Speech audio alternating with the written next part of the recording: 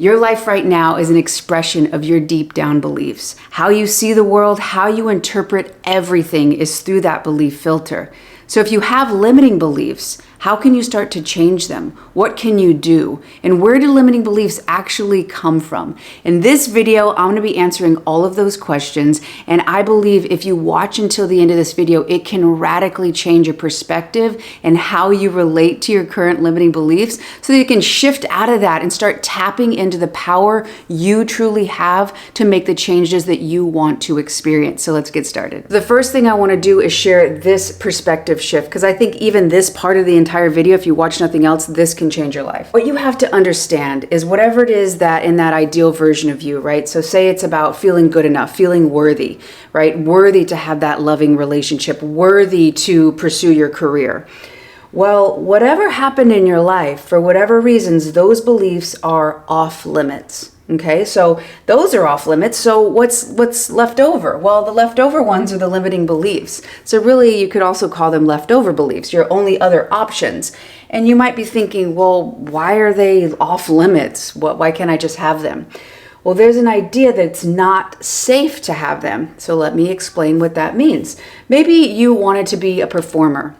Maybe you wanted to have a singing career, or you wanted to be an actor, whatever the case. Somewhere, if you go on stage and you do your thing and you were bright and brilliant, and your teacher or your parent or somebody was like, you're being a little too much. Don't you think you should let this other kid get some of that attention? How dare you do that? When you do that and you share that way, that's making this other person feel bad.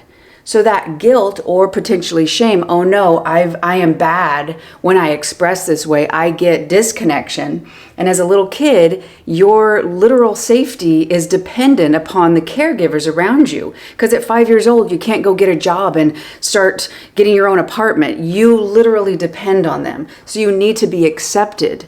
So if you're not accepted, if you believe in yourself, if you're not accepted when you feel worthy, the alternative to feel connection is to have these limiting beliefs, these leftover beliefs.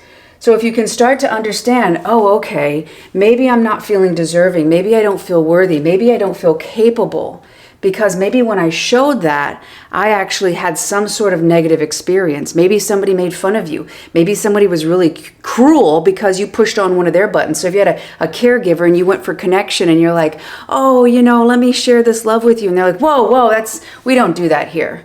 You could have a belief that when you share yourself, it's gross or non-desirable. So the leftover belief that you can have is, I'm not good enough. No one wants my love, or I have to earn or prove it so that I can qualify for this person. You can start to see the dynamic. The beliefs that are in alignment with that ideal version that you're wanting is your true self, but they were off limits in some capacity. And you don't have to go to the very roots of why this happened, but if you can just start to understand, oh, wait a second, maybe deep in my subconscious, I'm thinking, if I go out and I'm independent and I'm totally sustainable, then I will not have connection. I mean, for me personally, I thought that connection was pity. So when I found myself in really hard situations where I didn't have enough money, or maybe my emotional connection and past relationships, they were being unkind to me, then I'd run to the people that I wanted to connect with and I'd showcase, oh, look, I'm not good enough. Oh, look, here, have pity on me. So it's not that I wanted to be in my limiting beliefs, which is I'm not good enough and, I'm going to be abandoned. But that was all that was left over in order for me to still get my needs met. Because being in my authentic self and truly expressing as me and having boundaries, that was off limits. Because different situations I went through, I thought, oh, I can't have that and have my needs met. So what's left over? These beliefs. I can have these and kinda get my needs met. And right now they're causing friction because you've outgrown them. These limiting beliefs, sure, they keep you physically safe, but they don't enrich and allow your soul to flourish and to grow. You'll need to tap into these beliefs, but somewhere in here, it's like, nah, whoa, that's not safe. And what you got to do is you got to update this. You got to realize, okay, this line that it's not safe, I've got to be aware in the moment and make a new choice. No, I'm safe. It is safe for me. It is actually the safest way for me to be, to truly authentically express myself. If that makes somebody else uncomfortable, that is not my responsibility. I am not wishing ill on them, and I can totally own that. And as I believe that more and more, that it's safe to be myself, that I can express, and those around me who have the emotional space and capacity will be starting to reflect in my life. They will start to show up. I will start to attract them. But as long as I stay here, I'll continue to recreate the circumstances which have me in this illusion that this reality is all that's left over. This reality was constructed, this limiting belief reality was because that's how you had to stay safe. So if you can just start to shift, oh, okay, the beliefs that I'm looking for, somewhere in my head, they were unsafe. I had an experience which put this in the category that these are off limits, that I can't get my needs met if I have these beliefs. I'd encourage you to sit down and put down your limiting beliefs and maybe what the fullest expression, right, that authentic belief would be. And what does that make you feel? Do you feel scared? Do you feel like, oh, okay, what bad thing could happen if I fully express myself? Oh, I'll get rejected. I won't feel seen. When I say that I can't fully express myself, I'm the one who's actually not seeing myself. And you'll start to see all these interesting patterns where your self-rejection and you're actually still keeping this off limits. The more you start to update this, the more you can radically change, which brings me to the second point, which is going to blow your mind. So here we are with your limiting beliefs, which we were just talking about earlier, and your true beliefs. So you know by part one that you believe these based on your unique set of experiences that you had in your environment growing up. That's what formed these. What if I were to tell you that the reason I have true beliefs is because these are your actual deep down beliefs that you believe to be true. That is why you have the desire for that connection or that career or that abundance, that sense of safety.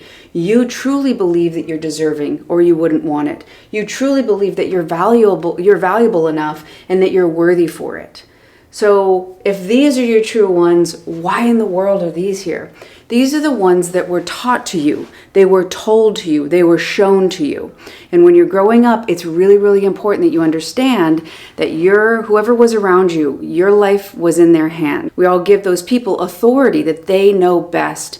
So if they're speaking to us poorly, if they're treating us poorly, if they're being mean, and basically they haven't done the work they need to heal their trauma, they're taking it out towards us, and we think that they know better, so we start perceiving and thinking, oh, you know what, we're not good enough, because if we're good enough, we would be treated so. There's nothing but lack around, and the only thing I'll experience is lack. Maybe you grew up in an environment where it was always about, oh, the rich people, they have money, we don't. We're different from them. So another way to stay within your connection, your tribe, is to be part of them. So you'd be the opposite of money. You'd be the opposite of abundance. So these right here, the reason these are here is they were your first impressions. You were introduced to these topics through your early on experiences, through your early on environment. When it comes to money, if money was a person and say your family was like, oh, look, this person, they never show up. They're pretty flaky. When you need them, they are never there. You have to work really, really, really hard, and